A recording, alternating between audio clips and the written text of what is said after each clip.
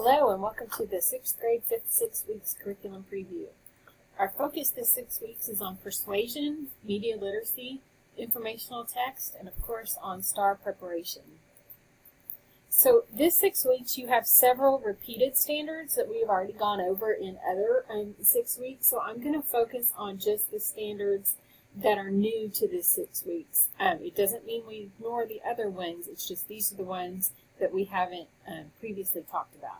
So Standard 10B deals with whether facts included in an argument are used for or against an issue. So students have found and looked at evidence previously, but they haven't ever had to say if the evidence helps the author prove an issue or helps the author disprove an issue. So they're going to really have to look at opinions and the tone of a piece to see whether an author is for or against a specific item. 11A is looking at students comparing and contrasting structure and viewpoints of two different authors who are writing for the same purpose, and then noting those stated claims and supporting the evidence. So students are going to have to read multiple persuasive texts, at least two, and they're going to have to look at how the authors structure their writing. Then they're going to have to look at the viewpoint. Is the author for it? Is the author against it? And then noting what the claim is, or the thesis. So there's another word for thesis that we're going to have to talk about with the students. And then the supporting evidence. What types of evidence does the author use? You can pair this one with 10B to talk about evidence can be a fact, and is the fact for or against. 11B asks students to identify simply faulty reasoning used in persuasive texts. So where are the authors going to places that we can't just jump to? So that one's a hard one for middle schoolers because that's how they think. This thing always leads to this, or this always leads to that. So we have to help them identify where it does not. Then we get to media literacy. 13A, explain messages conveyed in various forms of media. So we need to look at, verbal messages versus picture messages versus like a commercial or a speech, a video versus an audio, things like that. 13B, recognize how various techniques influence viewers' emotions. Students can pick up on this one in some easy ways, such as like music or tone of voice, but then you could even talk about things like lighting or shading and shadows and how that can influence your emotion. 13C also ties back into our persuasive text, 10 and 11, where we critique persuasive techniques used in media messages. So how effective was the technique, and how did the presenter get it across? Why would they include that technique versus another one? This is really important because while they're doing it in media, as they get older, they're also going to do it in analysis in writing. So it's going to be very important that they're aware of how these things work. And then 13D, analyze various digital media venues for levels of formality and informality. I think that's important for our students to know because sometimes they're a little too informal at times, and we need to talk about how your audience can determine your formality and also your venue. An email would be different than a paper. A letter would be different than an email. So talk about how that could work. And then we're going to write a persuasive essay, so that's new this 6 weeks as well. As always, we need to remember our process skills. We cannot teach our skills in isolation from metacognitive processes, and it's really important that we remember that our teach are really kindergarten through whatever grade we're to, so kindergarten till 6th grade, and that we need to impress mastery as much as we can because, especially in the area of grammar, when we test our grammar in 7th grade, it's mainly from the previous grades. So we have to have that continuous application model. So when we look at the 2016 STAR, persuasive text was tested. It was tested in isolation and with figure 19.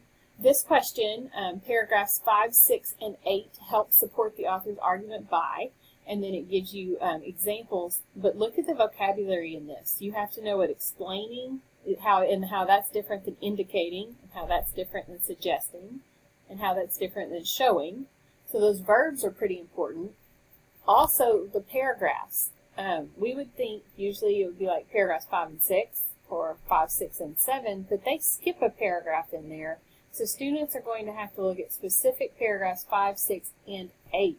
So we need to have some practice with how you manipulate text to leave out some ideas and things like that in order to really look at what they're asking us. Here's another 11 in figure 19D. And this one really kind of talks about evidence. In paragraph 4, Katie includes specific information from the Texas Commission on Environmental Quality in order to, and then again we have some vocabulary that would be important. Add credibility. Anytime we talk about evidence, we need to talk about credible evidence. What can we believe is true, and how do we know? Is a governmental agency more credible than a friend on the street? And so I think using that word credibility is really important, especially with persuasion, to start talking about. And then looking at, would Texas Commission on Environmental Quality be more credible evidence than my teacher, maybe, and why? Things like that. Then they also asked a question for just straight 11B. Which of the author's arguments is based on faulty reasoning? So students have to know what faulty reasoning is. They have to be able to determine where it is used, and then they have to see which of these sentences fits the idea of faulty reasoning. So that's a multiple step process that if they have not had practice with, they're going to have a hard time, because faulty reasoning is not simple. Our last assessment question is another figure 19, and it's about persuasive in terms of opposing viewpoints, and that's something we really think of more in the writing than in the reading side, that have you considered an opposing viewpoint. But when we talk about persuasion, we need to address that as part of the structure of a persuasive argument. So it is important on the reading side as well. So which sentence from the letter shows that Katie has considered an opposing viewpoint?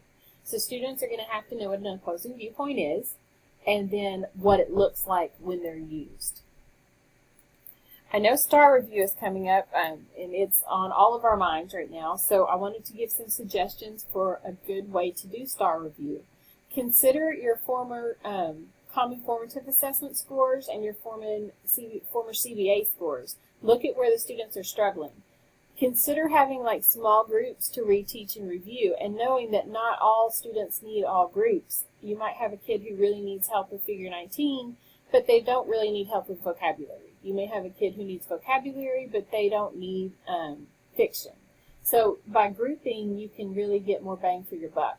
And then ask your students to help determine what are they good at and what do they need help with, and then have them make a plan. And involve them in a PDSA cycle on their own learning and get them invested, because at this time of year, they're really tired of STAR. So we can get them a little more invested in it by asking them to be involved.